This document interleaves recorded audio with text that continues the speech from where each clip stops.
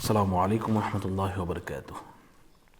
আপনি চুরি করে ফেলেছেন, এটা আপনি ভুল করেছেন, এটা আপনি বুঝতে পারতেছেন, কিন্তু এমন অবস্থা হয়ে গেছে যে চাল পোড়া নিয়ে আসবে, আপনাকে খাওয়িয়ে দিবে, আর চাল পোড়া খাওয়ালে তো আপনি ধরাই পড়ে যাবেন, এটাই স্বাভাবিক। তো এখন চাল পোড়া থেকে কীভাবে বাঁচা যায়, চাল পোড়া থেকে কীভাবে মুক্তি পাওয়া যায়, উদ্ধার হওয়া যায়, সেই ব্যাপারে আজকে আপনাদেরকে কিছু কথা বলার চেষ্টা করবো ইনশাআল্লাহ।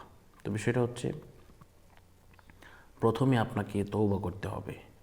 তওবাটা কি? তওবাটা হচ্ছে আপনি যে কাজটা করলেন, যে গুনার কাজটা করলেন, এটা থেকে আপনাকে ফিরে আসতে হবে, বেরিয়ে আসতে হবে। যেহেতু আল্লাহ পাক রব্বুল আলামিন ইরশাদ করেছেন, বাদা আউযু বিল্লাহি মিনাশ শাইতানির রাজিম, বিসমিল্লাহির রহমানির রহিম, ইল্লা মান তাবা ওয়া আমানা ওয়া আমিলা আমালান সালিহা ফাউলাইকা ইউবাদদিলুল্লাহু সাইয়্যাতিহিম হাসানাত ওয়া কানা আল্লাহু গফুরুর রহিমা।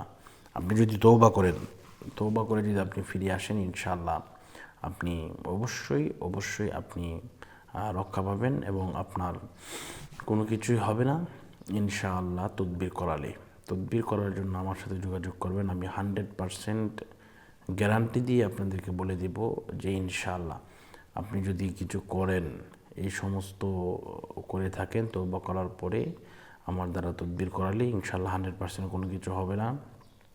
চাল পোড়া থেকে, বাটি পোড়া থেকে, সরিষা পোড়া থেকে, এরপরে আপনার ডিম পোড়া, মরিচ পোড়া, এই সমস্ত আয়না পোড়া, আরও যা যা আছে, সমস্ত বশীকরণ থেকে, তদবির থেকে, তাবিজ থেকে আপনি ইনশাল্লাহ 100% ভাবে মুক্ত থাকতে পারবেন। তো আমি একটি ঘটনা আপনাদেরকে বলি। এক বোন, উনি বরিশাল বাড়ি, তো উনি ওনার বোনের কাছ থেকে যখন বাড়িতে আসলেন, ওনার বোনের বাড়ি থেকে দাওয়াত খেয়ে, তো ওনার বোনের জিনিসপত্রটা উনি মনের অজান্তেই ব্যাগে ঢুকিয়েছিলেন এবং উনি সেটা নিয়ে চলে আসছেন। আসার পরে উনি দেখার পরে উনি আর ফেরত দেন নাই, তো উনি ইচ্ছাকৃতভাবে উনি রেখে দিয়েছেন। তো উনি বলতেছে যে পরে চাল পড়ার ব্যবস্থা করছে। তো উনি বলতে, হুজুর আমাকে একটু রক্ষা করুন, আমি এটা করতে চাই, এই বিপদ থেকে আমি বাঁচতে চাই, উদ্ধার হতে চাই।